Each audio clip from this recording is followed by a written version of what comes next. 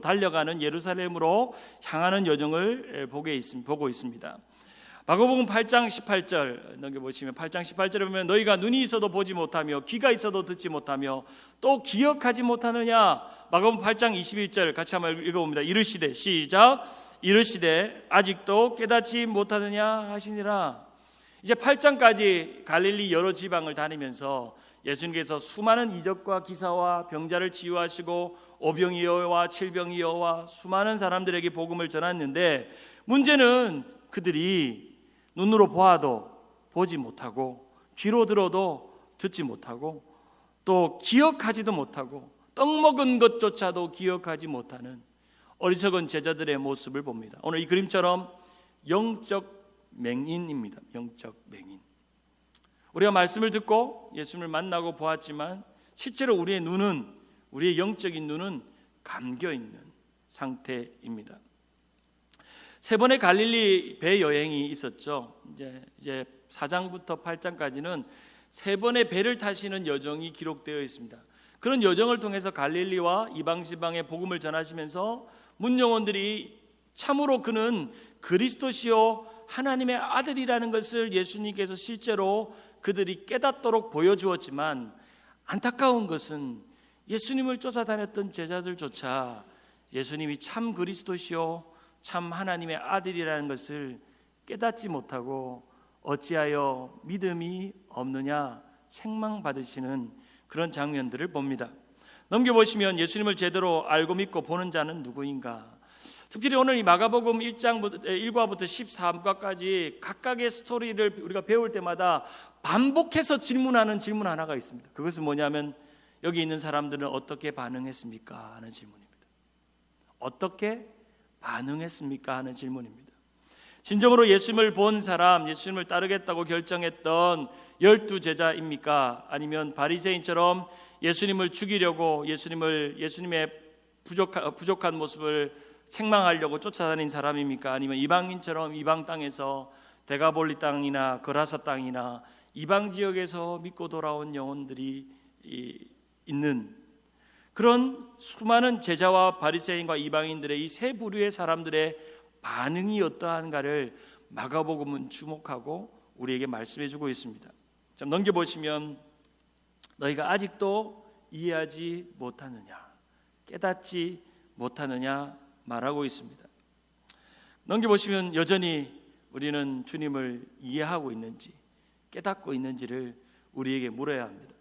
우리가 수십 년 예수님을 믿고 우리가 예수님을 믿은 횟수만 해도 어마어마하게 긴 세월 동안 주님을 믿었는데 여러분은 정말로 주님을 어떻게 깨닫고 믿고 보고 계십니까?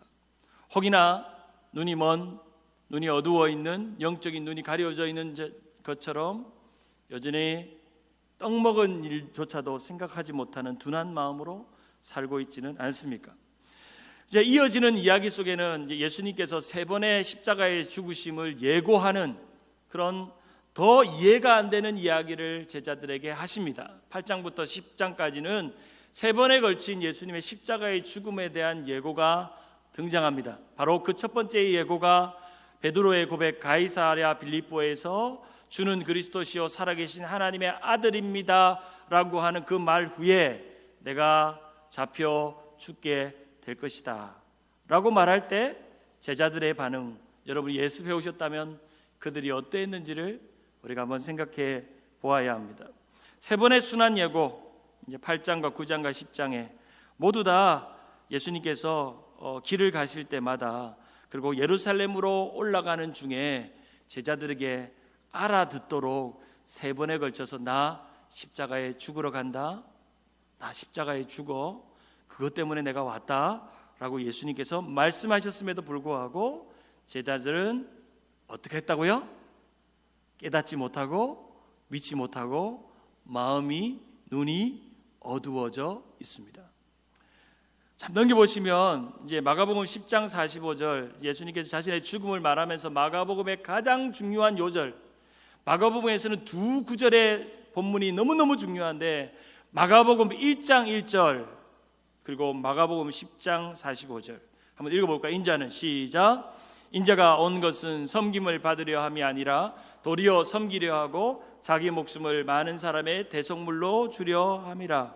바로 예수님께서 이 마가복음을 쓰신 본격적인 이유는 대속의 죽음과 섬김에 대한 이야기를 하시는 것이죠. 그리고 제자들이 깨달아서 예수님처럼 그렇게 살기를 원하셨습니다. 우리 지난주에 이제 예수님께서 두로와 시돈을 거쳐서 데가볼리 지역을 지나서 거기에서 병자를 고쳤는데 어떤 병자를 고쳤죠? 눈이 어둡고 귀가 잘 들리지 않는 자를 침을 뱉어서 귀를 막게 해서 뭐라고 외쳤죠? 뭐라고 외쳤죠? 다 크게 시작 에바다라고 외쳤죠. 열렸죠. 그리고 나서 베세다로 가십니다. 오늘 본문에 보면 오늘 주 배경의 장소가 되는 것이 첫 번째 동그라미가 있는 베세다 어촌마을, 조그마한 어촌마을과 저기 헐몬산의 밑에 있는 가이사랴 빌립보의 베드로의 고백이 일어나는 장면입니다. 자, 이제 마가복음은 초반은 3번의 배를 타는 여행을 합니다. 그리고 8장부터 10장까지는 길에서 일어나는 길에 대한 여행을 우리에게 말씀해 주고 있습니다. 예수께서 제자들이 빌립보 가이사랴의 여러 마을로 나갈 때 길에서 제자들에게 물어 이르시되, 길에서 제자들에게 그들이 깨닫도록 말씀을 전하시는 대목이 오늘 본문입니다. 재미있는 것은 이 길 사이에 길 초입에 벳세다의 맹인이 있었고 10장이 끝나는 길 끝에 맹인 바디메오가 있었습니다. 맹인이 있었고 또 맹인이 기다리고 있습니다. 그 사이에 예수님과 길을 걷고 3번의 예수님의 십자가의 죽으심의 소리를 들어야 했던 누가 있었죠? 제자들이 있었다는 거예요.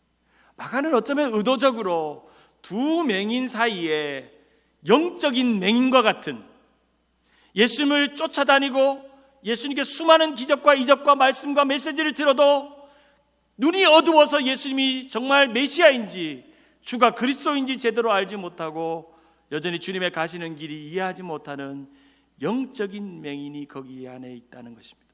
어쩌면 상징적으로 맹인의 눈을 뜨게 하면서 제자들의 눈이, 예수님을 바라보는 눈이 뜨여지기를 기대하셨던 예수님의 의도가 있다는 것입니다. 마가복음 10장 46절에 보면 바디메오 이야기가 나옵니다. 그가 여리고에 이르렀더니 예수께서 제자들과 허다한 무리와 함께 여리고에 나가실 때에 디메오의 아들인 맹인 거지 바디메오가 어디에? 길가에, 길에서 이런 일들이 이제 일어나기 시작했던 것이죠. 벳세다, 이제 여러분이 이제 오병이어의 사건을 통해서 기억하는 도시죠. 벳세다, 어부의 집, 작은 어촌 마을이죠. 넘겨보시겠습니다. 이제 어제 지난 시간에 배웠던 귀먹고 벙어리 된 자와 오늘의 벳세다의 맹인을 고치는 장면이 아주 유사합니다.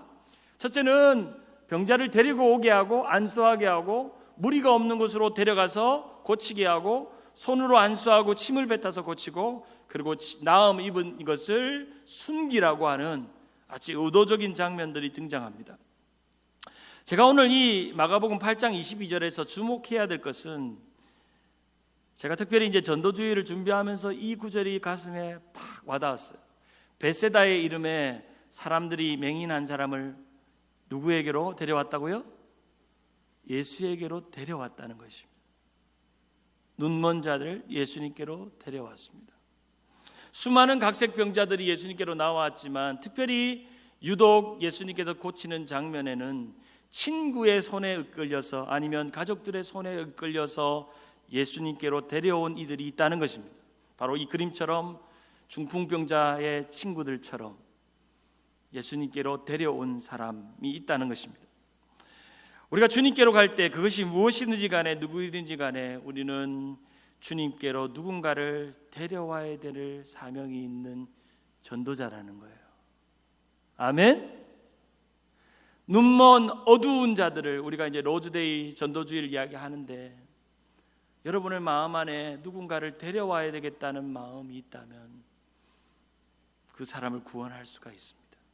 누군가를 데려오는 거죠. 전도는 주님께로 데려가는 것이고 알지도 깨닫지도 못한 이들을 인도하는 것입니다. 영적인 걸 데려오는 거죠. 저는 오늘 말씀에서 이 데려오는 것에 대한 말씀을 묵상했습니다. 지난주일 설교 끝에 말한 것처럼 휴먼 원정대에서 한 그 에베레스트 산 꼭대기에 시신으로 있는 그 친구를 데려오기 위해서 자신의 목숨을 던지는 것처럼 인자는 섬기려 하려 함이 아니라 도리어 자신의 목숨을 다른 사람의 대속물로 주로 하려 함이라. 그것이 전도라는 것입니다.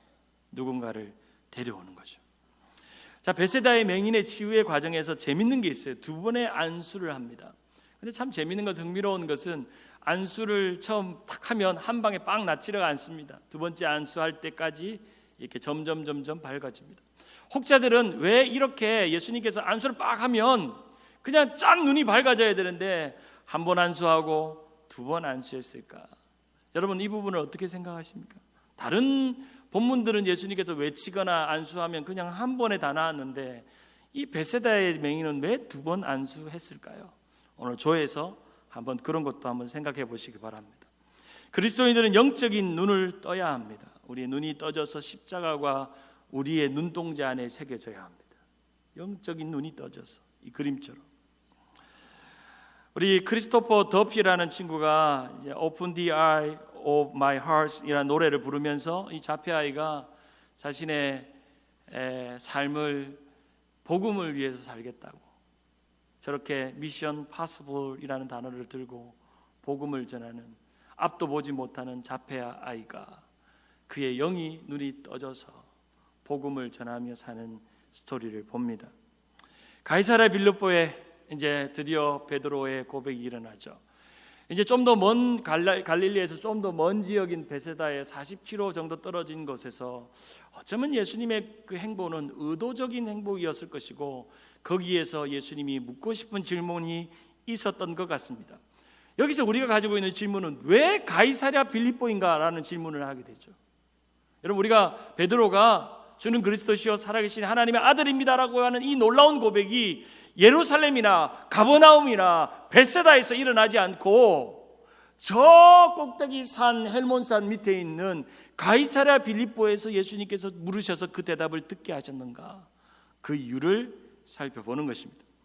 자, 이제 이 그림에 보시면 이제 헐몬산 북쪽 단에서 골란고온 안쪽에 요단의 물이 흐르는 그곳에 오래된 가나안 바알 신전이 있고 로마 제국의 판 신전이 있었던 헤롯 빌립 왕 때에 로마 왕이 그 땅을 선물로 주어서 왕의 이름, 로마 황제의 이름 가이사랴와 빌립의 이름 빌립보가 합쳐진 이름 가이사랴 빌립보, 거기에서 베드로에게 질문을 하십니다.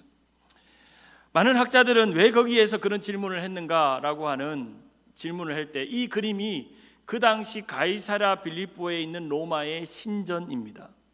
신전이죠. 이 그림이 주와 신을 기념하는 곳에서 예수님께서 베드로에게 묻습니다. 사람들이 나를 누구라 하더냐? 로마의 신들을 섬기고 가나안의 바알을 섬겼던 그곳에서 로마의 황제가 선물로 준 그 도시에서 가이사랴 황제를 섬기고 헤롯 빌립을 섬기던 그 땅에서 이름조차도 왕의 이름을 따고 있는 그곳에서 예수님은 베드로에게 묻습니다. 사람들이 나를 누구라 하더냐라고 묻습니다.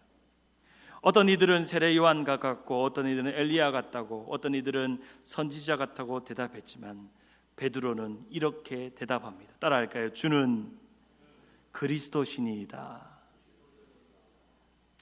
오늘 이제 여러분 조별로 함께 나누시면서 이 의미와 삶들을 좀 나누기를 원합니다. 나머지 내용들은 오늘 시간 관계상 생략을 하고요. 맨 마지막에 질문 3가지를 여러분에게 드리기를 원합니다. 제가 시간 관계상 하고 싶은 건 너무 많은데 그래서 여러분에게 카톡으로 보시면 전체적인 내용을 볼 수 있습니다. 첫째 질문은 우리의 영적인 눈이 열려 예수님을 제대로 바라보고 있는가? 벳세다의 맹인과 바디메오 사이에 우리는 어떤 맹인인가? 아니면 어떤 눈뜬 자인가? 두 번째로 우리가 영적으로 보지 못하는 이들을 데리고 주님께로 인도하여 보게 하는 일을 위해 우리는 어떤 노력을 하고 있는가? 누군가를 주님께로 벳세다의 맹인을 데려온 그 사람처럼 우리는 누군가의 다이아몬바에 있는 맹인, 알케디아에 있는 맹인, 몬테벨로에 있는 맹인, 또 어디라고 이야기할까요? 엘몬테에 있는 맹인을 주님께로 데려오고 있는 일을 하고 있는가? 세 번째로 우리의 놀라운 고백 뒤에 주의 십자가를 함께 지려는 마음이 있는가? 우리 제자들의 반응은 어떠했는가?